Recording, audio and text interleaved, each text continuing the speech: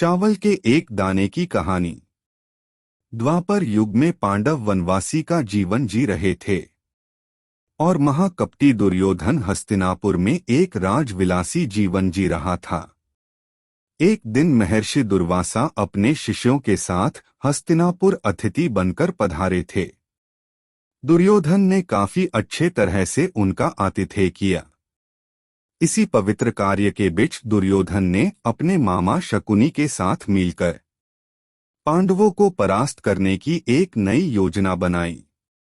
जब महर्षि दुर्वासा ने कहा कि हम अब भोजन करेंगे, तब दुर्योधन बोला कि ऋषियों को भोजन कराना तो एक महापुण्य का कार्य है, लेकिन महर्षि दुर्वासा मैं आपसे अनुरोध करता हूं कि इस महापुण्य को प्राप्त करने का अवसर मैं अपने बड़े भ्राता युधिष्ठिर को देना चाहूंगा। इतना कहकर दुर्योधन ने महर्षि दुर्वासा और उनके शिष्यों को नजदीक के वन में बसे युधिष्ठिर की कुटिया में भोजन करने के लिए भेज दिया, क्योंकि वह जानता था कि दोपहर के उस समय पांडव द्रौपदी सहित खाना खा चुके होंगे और कुटिया में अन्न शेष नहीं होगा।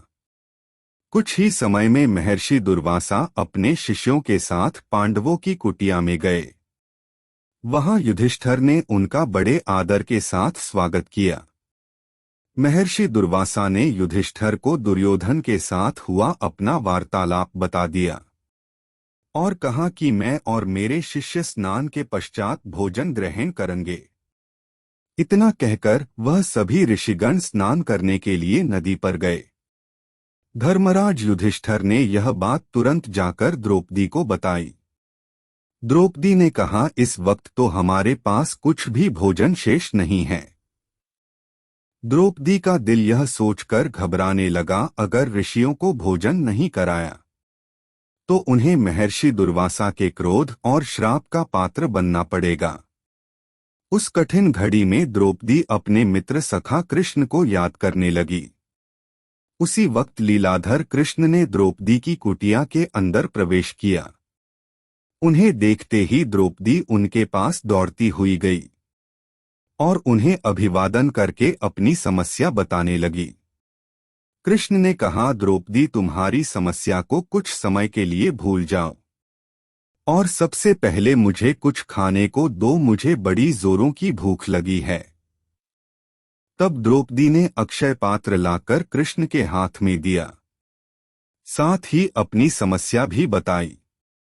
महर्षि दुर्वासा और उनके शिष्य कुछ देर में भोजन करने के लिए आने वाले हैं, लेकिन घर में तो जरा सा भी भोजन शेष नहीं है। द्रौपदी की बात सुनकर कृष्ण मुस्कुराए और पात्र में देखने लगे। उस पात्र में चावल का सिर्फ एक दाना बचा था। वह देखकर भगवान कृष्ण बोले, ये क्या, इसमें तो बहुत खाना बचा है। और चावल का वह बचा हुआ दाना उन्होंने खा लिया। इधर कृष्ण के चावल का वह दाना खाते ही उधर स्नान करके नदी से बाहर निकले महर्षि दुर्वासा और उनके शिष्यों का पेट भर गया और उन्हें डकारे आने लगी और वह युधिष्ठिर की कुटिया के ओर जाने के बजाय अपनी यात्रा के लिए प्रस्थान कर गए। इस तरह चावल के एक दाने से ही कृष्ण भगवान ने ऋषियों का पेट भरकर उनके क्रोध और श्राप से पांडवों की रक्षा की। कहानी अच्छी लगी हो तो लाइक और सब्सक्राइब करें।